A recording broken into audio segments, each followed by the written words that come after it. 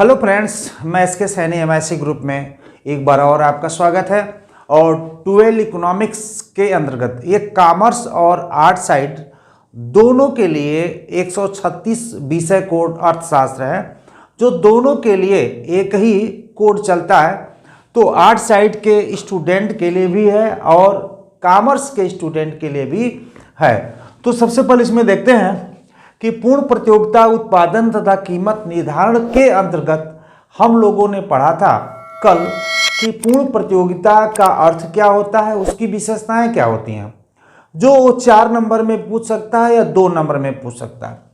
ये प्रश्न आ सकता है कि पूर्ण प्रतियोगिता में उद्योग एवं फर्म का संबंध, उद्योग एवं फर्म का संबंध क्या होता है, यानी उद्योग एवं फर्म का संबंध क्या होता है।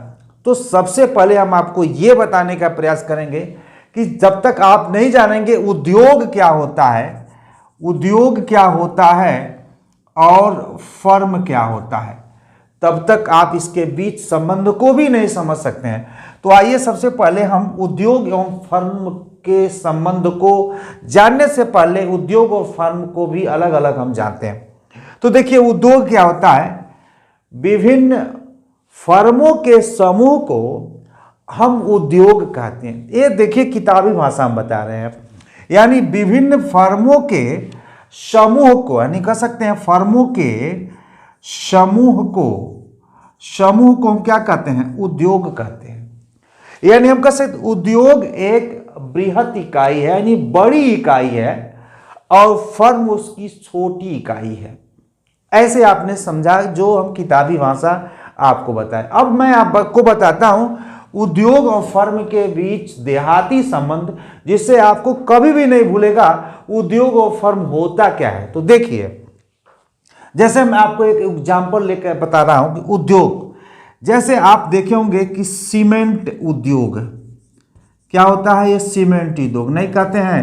कहाँ काम करता रहा आत्मबानी सीमेंट एक फैक्ट्री में। तो सीमेंट उद्योग यानी सीमेंट, यानी सभी सीमेंट से मकान या कंस्ट्रक्शन के काम में प्रयोग किया जाता है। तो सीमेंट उद्योग। अब फर्म क्या होता है, आइए इसको समझते हैं। जैसे फर्म का मतलब क्या होता है कि जैसे मान लीजिए आपका एसीसी गोल्ड है, ये क्या है, ये भी तो सीमेंट है। घर द्वार पुल पुलिया बनाया जाता है। आप इसी में देखेंगे कि बिरला सीमेंट है, ये भी तो सीमेंट ही। इसी में आप देखेंगे तो माइसेम भी आपका सीमेंट है, माइसेम सीमेंट का नाम सुने होंगे। इसी में आप देखेंगे तो रिलायंस का भी सीमेंट आपका आता है। इसी में हम देखेंगे तो बांगर सीमेंट का नाम सुने होंगे आप, बांगर सीमेंट भी आता है। इसी में आता है कि भारत का नंबर 1 सीमेंट कौन सा सीमेंट है भाई, अल्ट्राटेक जो प्रचार आता है आपका, अल्ट्राटेक सीमेंट। ये सब क्या है, ये सीमेंट, यानी इन सभी सीमेंट के कंस्ट्रक्शन का काम लिया जाता है, न कि खाने पीने का काम लिया जाता है। ये क्या है, ये सीमेंट है ना, ये इसी को बोलते हैं फर्म। ऐसी फर्मों के समूह को क्या बोलेंगे हम, उद्योग। यानी आपको समझ में आ गया हो गया कि फर्म और उद्योग में क्या अंतर होता है। ये सब सीमेंट ही है, जो जितनी ही कंपनियां हैं ये सीमेंट बनाती है, यानी सीमेंट उद्योग के अंतर्गत इसको हम फर्म कहते हैं। यानी विभिन्न फर्मों के समूह को हम उद्योग कहते हैं। इसीलिए उद्योग एक सूक्ष्मतम इकाई है और उद्योग एक बृहत्तम इकाई है, बड़ी इकाई है, क्योंकि इसके समूह को हम उद्योग कहते हैं। समझ में आ गया होगा, एकदम समझ में आ गया होगा कि फर्म क्या है, उद्योग क्या है। आइए एक और एग्जाम्पल हम आपको देकर समझाने वाले हैं कि फर्म और उद्योग का क्या मतलब है। जैसे आप देखे होंगे बिस्किट उद्योग है कि नहीं, बिस्किट उद्योग किस कंपनी में कौन सा काम कर रहे भैया, तो बिस्किट उद्योग में हम काम करते हैं। तो आप देखिए बिस्किट उद्योग, यानी विभिन्न बिस्किट फर्मों के समूह को हम बिस्किट उद्योग कहते हैं। जैसे आप देखे होंगे कि ब्रिटानिया, आपका ब्रिटानिया बिस्किट है, ये भी है। फिर आप देखेंगे कि पार्ले बिस्किट आपको मिलेगा। फिर आप देखेंगे कि बिस्फार्म का भी बहुत बिस्किट आता है। फिर आप देखेंगे कि अमूल का भी बिस्किट आता है। इसमें आप देखेंगे कि बहुत सारे, मैं कितना नाम बता दूं, यानी ये सब क्या है, फर्म है। इन फर्मों के समूह को हम क्या कहते हैं, उद्योग कहते हैं। बहुत सारे नमकीन है, बहुत सारे बिस्किट है, बहुत सारे कपड़े हैं, बहुत सारे आप देखे होंगे कि टेलीविज़न की मैं बात करूं तो टेलीविज़न सभी लोग बनाते हैं, तो उसमें देखे होंगे कि टेलीविज़न उद्योग, तो कोई एलजी का टीवी है, तो कोई सैमसंग का टीवी है, तो कोई एमआई का टीवी है, यानी बहुत सारे ऐसे ब्रांड बाजार में आ जाते हैं। तो विभिन्न फर्मों के समूह को क्या बोलते हैं, उद्योग। अब ये पढ़ना कि उद्योग एवं फर्म का संबंध कैसा होता है, आइए इसको हम एक ग्राफ के माध्यम से समझने का प्रयास करते हैं। इसे मिटा दें, इसे मिटा करके हम आपको बता दें तो आप समझ गए होंगे कि फर्म और उद्योग में क्या संबंध होता है।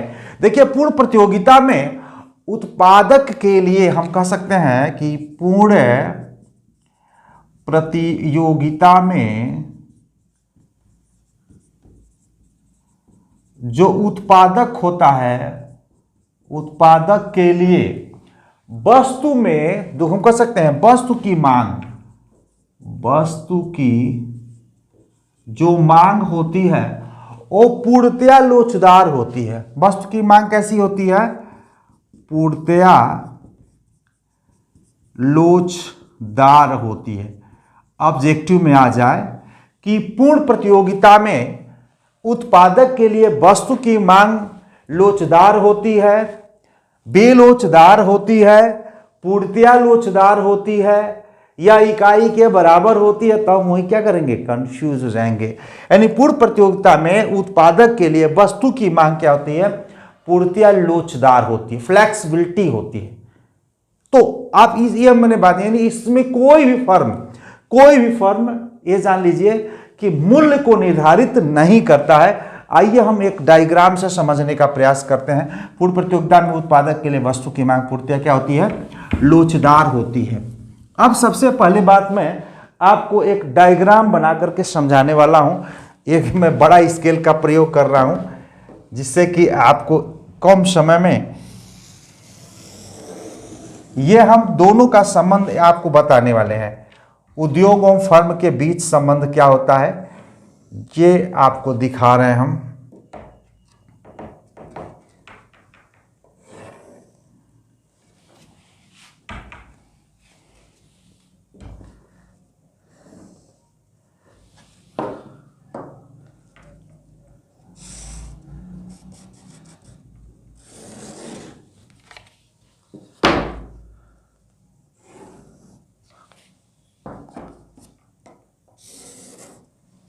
अब ये देखिए, ये आपके सामने तैयार हो गया। पैनल ए जो है, ये हम कह सकते हैं पैनल ए जो है ये उद्योग है, और ये पैनल जो बी है ये फर्म है।